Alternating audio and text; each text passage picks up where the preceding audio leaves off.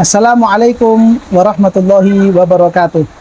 Alhamdulillah, para teman-teman, para ashab, para pemirsa channel YouTube MZT Malang Raya dimanapun Anda berada.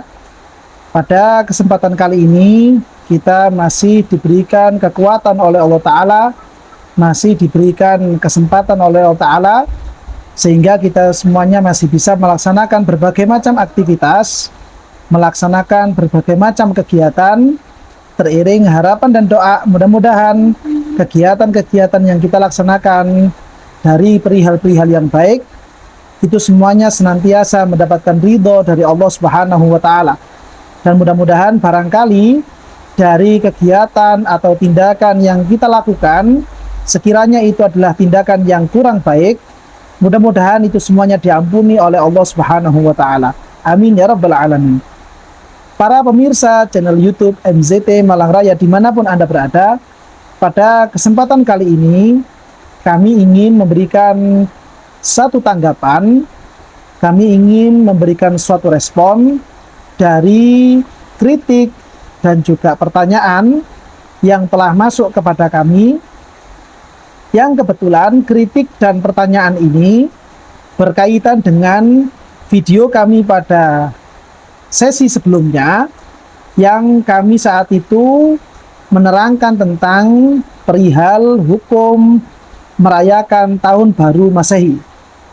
Dari beberapa teman, dari beberapa rekan, segenap para asatidzah, ada yang memberikan satu respon, ada yang memberikan satu kritik, ada juga yang memberikan pertanyaan yang agaknya dari respon ini, dari kritik ini, dan dari pertanyaan ini perlu kami berikan tanggapan demi untuk memberikan kejelasan, memberikan kegamblangan, dan mudah-mudahan apa yang kita laksanakan ini betul-betul diiringi dan diberikan hidayah dan tuntunan dari Allah Subhanahu wa Ta'ala. Amin ya rabbal alamin. Kritik dan tanggapan yang masuk kepada kami adalah saat kami menerangkan tentang perihal hukum dan respon kami terhadap perayaan Tahun Baru Masehi, ada salah satu rekan yang menyatakan bahwa kalender Masehi bukan kalendernya umat di luar Islam, melainkan kalender global. Bahkan kita sehari-hari juga menggunakan kalender Masehi. Apakah perayaan Masehi masih dikatakan merayakan kalendernya umat agama lain? Ini kritik dan tanggapan dari salah satu rekan kami yang memberikan kritik ini di salah satu grup WA setelah link tentang video kami yang membahas tentang Tahun Baru Masehi beredar di beberapa grup-grup WhatsApp. Nah, dari kritik yang seperti ini, yang pertama yaitu adalah kalender Masehi bukan kalendernya umat di luar Islam, melainkan kalender global. Kami perlu meluruskan pemahaman yang seperti demikian. Sebenarnya sumber atau hal-hal yang bisa dijadikan rujukan, memberikan informasi, memberikan wawasan kepada kita semuanya tentang sejarah penanggalan Masehi itu banyak dan mudah untuk kita temukan. Bahkan di situs-situs internet kita bisa mengolahnya, kita bisa membacanya, dan kita bisa menyaksikannya bagaimana para pakar, para ilmuwan, orang-orang yang kompeten di dalam bidangnya masing-masing memberikan paparan tentang sejarah penanggalan Masehi. Di antaranya yang sempat kami kutip, dan sebenarnya ini banyak, ya, di antaranya adalah satu situs yang diupload pada tanggal 2 Januari tahun 2024, yaitu sekitar 2 hari yang lalu, yaitu dari situs detik.com. Di dalam situs tersebut, berita yang ada di dalam detik.com yang diupload tanggal 2 bulan Januari kemarin, di situ tertulis, disampaikan, dilansir dari jurnal berjudul Studi Komparasi Sejarah dan Aturan Kalender Masehi, Julian dan Gregorian, yang ditulis oleh Muhammad Saifullah Dik dan kawan-kawan, sistem penanggalan kalender Masehi berasal dari sistem penanggalan kalender Romawi kuno. Nah, jadi ini salah satu sejarah awal mulanya, bahwa kalender Masehi dulu awal mulanya adalah muncul dari kalender Romawi kuno. Berikutnya kemudian di situ juga disampaikan kalender Julian adalah perbaikan kalender Romawi. Jadi yang awal mulanya itu adalah kalender Romawi, kemudian terjadi perbaikan oleh orang yang namanya Julian, sehingga kalender perbaikan pertama ini disebut dengan kalender Julian. Keterangan lebih lanjutnya, pada 45 tahun sebelum Masehi, kalender Romawi kemudian dapat selaras dengan pergantian musim. Artinya dulu kalender Romawi itu menyesuaikan dengan pergantian musim. Tapi beberapa kali terjadi kalender yang di masa Romawi kuno itu tidak selaras. Sehingga kemudian pada tahun 45 sebelum Masehi, kalender Romawi ini menjadi selaras dengan pergantian musim. Raja Julius Kaisar melakukan pembaruan terhadap kalender Romawi yang dirombak menjadi kalender solar atau dikenal dengan sebutan kalender Syamsiah. Adapun 1 tahun pada sistem kalender ini adalah 365,35 hari. Tapi kalau menurut situs yang lain, sumber yang lain, 365,25 hari, lebih seperempat artinya. Sistem ini kemudian membagi tahun menjadi 2, yakni tahun pendek atau disebut dengan tahun Basitoh, yang terdiri dari 365 hari, serta tahun panjang atau diistilahkan dengan tahun Kabisat, yang terdiri dari 366 hari. Adapun perbedaan 1 hari ini ditemukan pada bulan Februari. Adapun penamaan bulan-bulan ini seperti yang digunakan hingga saat ini, mulai Januari, Februari, Maret, April, Mei, Juni, Juli, Agustus, September, Oktober, November, dan Desember. Artinya, urutan bulan yang terjadi yang sekarang bisa kita saksikan pada kalender-kalender kita, itu sama persis dengan kalender Julian. Panjang hari setiap bulan juga sama seperti yang digunakan hingga saat ini, yaitu kisaran antara 31 hari dan 30 hari, kecuali nanti di bulan Februari ada yang 28 dan ada lagi yang 29. Berikutnya kemudian kalender Julian digunakan sebagai patokan sistem penanggalan kaum Kristen. Ketetapan kalender mereka mengikuti angka tahun kelahiran Isa Al-Masih. Alhasil, sistem kalender Kristen saat ini dikenal dengan kalender Masehi. Ini yang kami maksud dari perkataan kami di video yang sebelumnya, bahwa pada dasarnya peringatan malam tahun baru Masehi ini pada dasarnya adalah merupakan satu budaya, satu ciri khas yang dimiliki oleh umat di luar agama Islam. Walaupun di video itu kami tidak menyebutkan secara konkret agama apa yang kami maksudkan, tapi yang jelas itu adalah merupakan satu budaya kegiatan yang bersumber dari kebiasaan atau budaya umat di luar agama Islam. Informasi penting berikutnya yang perlu kami sampaikan menurut situs dari sumber ini adalah sistem penanggalan Masehi sebenarnya merupakan kalender Gregorius. Kalender Gregorius atau Gregorian kerap digunakan oleh orang Barat. Adapun sistem kalender ditemukan oleh Paus Gregorius yang ke-13. Sementara kalender ini mulai dikenal publik berkisar tanggal 4 dan 15 Oktober tahun 1582 Masehi. Sistem penanggalan ini merupakan hasil perbaikan dari kalender Julius. Perbaikan ini digagas oleh Aloysius Lilius dan Napoli dari orang Italia, yang kemudian disetujui oleh Paus Gregorius ke-13. Kalender Gregorian merujuk pada sistem perhitungan Masehi yang dimulai dari lahirnya Isa Al-Masih. Oleh karenanya, kalender ini mendapat sebutan kalender Masehi karena dirujuk pada Isa Al-Masih.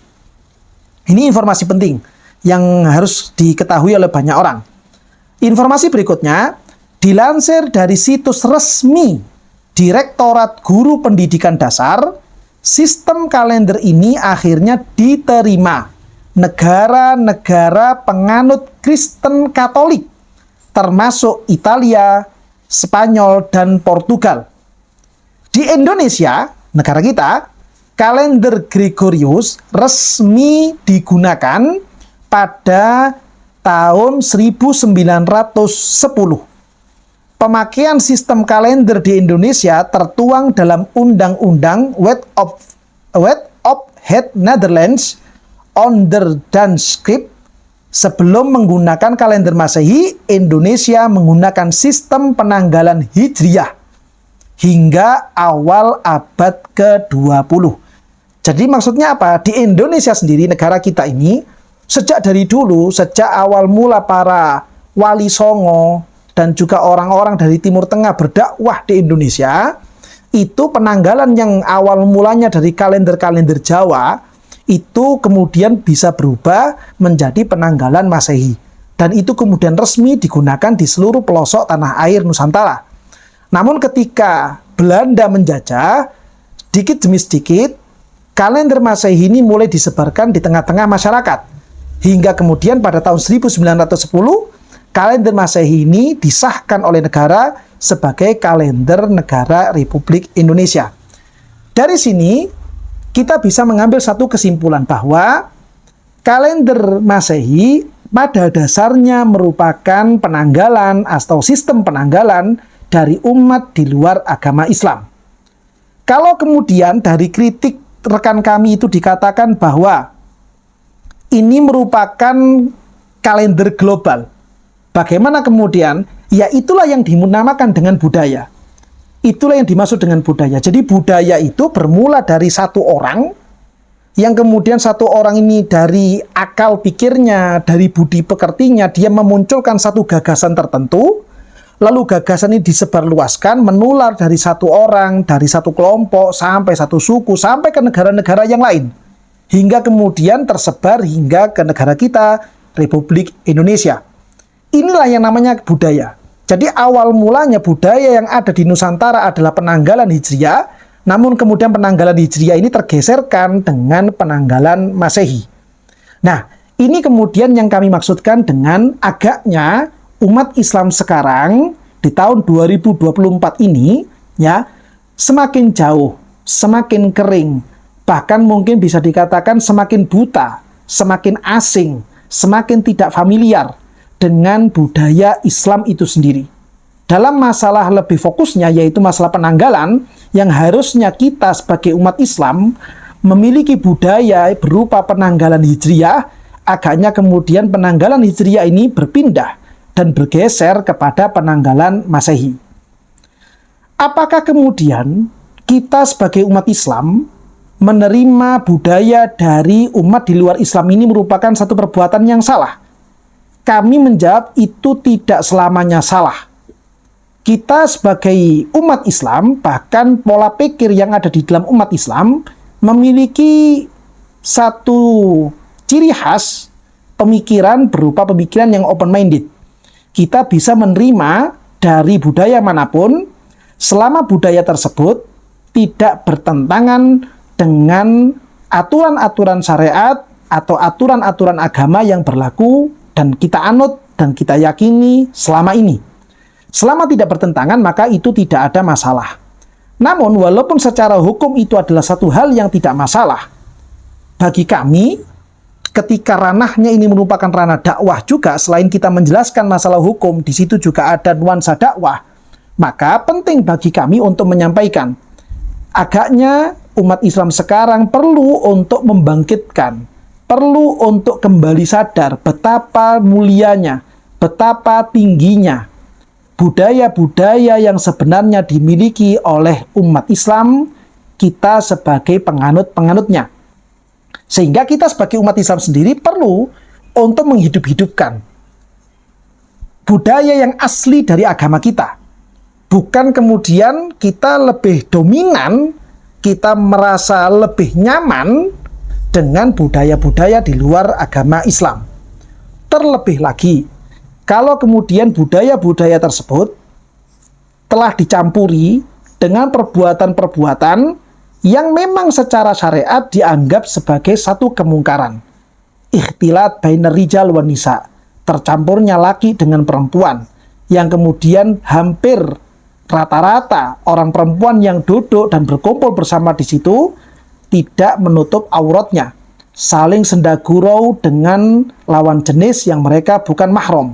Bahkan berapa banyak kita mendengar malam atau perayaan malam tahun baru ini seakan-akan menjadi satu kesempatan, menjadi suatu ajang bagi para pemuda-pemudi untuk melakukan hal-hal tertentu yang itu merupakan pelanggaran-pelanggaran asusila. Hingga kemudian berita terakhir kemarin dari beberapa titik daerah di Jawa Timur ini sendiri, penjualan alat kontrasepsi terjual laris dan keras ketika akan memasuki perayaan malam tahun baru. Kita tidak bisa memastikan apakah yang membeli alat kontrasepsi seperti itu merupakan orang-orang yang secara sah agama sebagai suami istri, atau justru mereka adalah orang-orang yang belum berstatus sebagai suami istri. Ketika kita melihat madorot yang seperti demikian, demi untuk melindungi umat Islam ini sendiri, maka penting kami sampaikan supaya kita sebagai umat Islam tidak terlalu jauh campur tangan dengan kegiatan-kegiatan yang seperti demikian. Mengingat madorot yang ada di dalamnya jauh lebih besar ketika kita masuk dan ikut campur di dalamnya. Kecuali barangkali mungkin ketika kita mengadakan satu acara, ketika kita mengadakan satu kumpulan tertentu, yang itu juga diadakan pada malam tahun baru Masehi, dengan membaca sholawat Nabi, dengan adanya taklim, dengan adanya kajian-kajian, dengan adanya ceramah-ceramah, dengan adanya pidato-pidato, yang kemudian dalam majelis-majelis yang seperti demikian disampaikan bagaimana umat Islam ini hendaknya mengambil sikap, bagaimana umat Islam ini hendaknya bisa mengerti lebih dalam lagi tentang ajaran Islam ini. Dan di situ kemudian juga dijaga betul supaya kegiatan ini tidak sampai melanggar aturan-aturan syariat. Misalkan, antara yang laki-laki dengan yang perempuan dipisahkan dan juga ditutup dengan satir, sehingga mereka tidak bisa atau tidak memiliki kesempatan untuk saling melihat atau saling sendagurau antara laki-laki dengan perempuan. Atau dengan kegiatan model-model yang lainnya selama itu tidak sampai melanggar aturan syariat. Maka di sini penting kami sampaikan bahwa majelis-majelis yang seperti ini boleh-boleh saja, tidak ada masalah. Bahkan ini merupakan satu kesempatan ketika masyarakat Islam berkumpul dan di situ kemudian ada orang-orang yang mengerti tentang agama, mengerti tentang aturan-aturan syariat, bisa menyampaikan kepada masyarakat umum betapa pentingnya ajaran agama Islam, betapa pentingnya umat Islam ini kembali kepada aturan-aturan syariat, sehingga mereka menjadi lebih cinta, bisa menjadi lebih nyaman dengan kegiatan-kegiatan yang nuansanya adalah budaya-budaya dari agama kita sendiri, dari agama Islam ini. Untuk rujukan-rujukannya dari apa yang kami sampaikan ini, banyak kami mengambil, diantaranya adalah yang disebutkan di dalam kitab Mausu'atul Fiqhil Islami Al-Mu'asir, yang ditulis oleh beliau Asy-Syaikh Wahbah Az-Zuhaili, di jilid yang pertama tentang masalah akidah. Beliau di situ membahas dan menyinggung tentang yang namanya hadharah, atau yang namanya budaya. Lalu kemudian beliau bergeser kepada judul berikutnya, Ma'nal Ghazwi Was-Saqafi, tentang perang pemikiran, tentang perang kebudayaan antara budaya umat Islam dengan budaya orang-orang Barat, beliau dalam beberapa halaman ke belakangnya ini membahas secara konkret, secara real, secara detail bagaimana perjalanan peperangan budaya seperti demikian. Berikutnya juga mungkin dari salah satu rujukan yang bisa dibaca oleh para pemirsa channel YouTube MZT Malang Raya dimanapun Anda berada adalah tulisan dari seorang doktor, Dr. Sobir To'imah dengan judul Akhtarul Ghazwi Al-Fikri Alal Alamin Islami Buhusun Haulal Aqaid Al-Wafidah. Kitab ini juga merupakan kitab yang kami jadikan rujukan dari apa yang telah kami sampaikan tentang bagaimana peperangan pemikiran antara umat Islam dengan umat-umat di luar agama Islam. Bagaimana antara kedua kubu ini kemudian saling berebut, berperang kebudayaan. Bagaimana caranya budaya mereka ini saling bisa masuk kepada masyarakat secara umum. Di antaranya juga yang kami jadikan rujukan adalah suatu kitab yang berjudul Madza Khasirul Alam bin Hitatil Muslimin. Satu kitab yang ditulis oleh beliau Asy-Syaikh Abil Hasan Ali An-Nadawi. Kitab ini juga kami jadikan rujukan dari apa yang telah kami sampaikan, terutama ketika beliau membahas tentang pada bab yang keempat Al-Aslu Eropi, Al-Faslu Awal Eropa Al-Madiyah. Kemudian di situ beliau membahas pada awal mulanya di subjudulnya Tabiatul Hadara Al-Gharbiyah wa Tarikhiha, tabiat budaya barat dan juga bagaimana sejarah munculnya budaya barat itu.